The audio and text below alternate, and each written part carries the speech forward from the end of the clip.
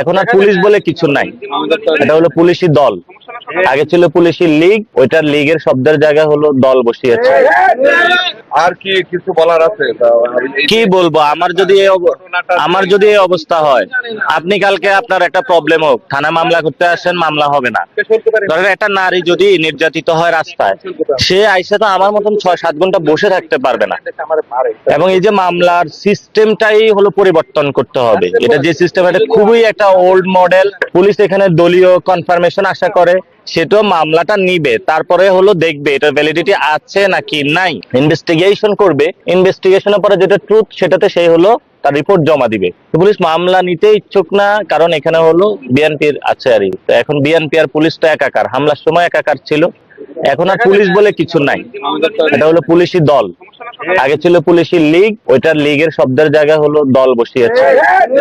এবং থানাগুলা ছিল আগে হলো আওয়ামী লীগের শ্যাডো কার্যালয়, এখন বিএনপির শ্যাডো কার্যালয় হয়েছে।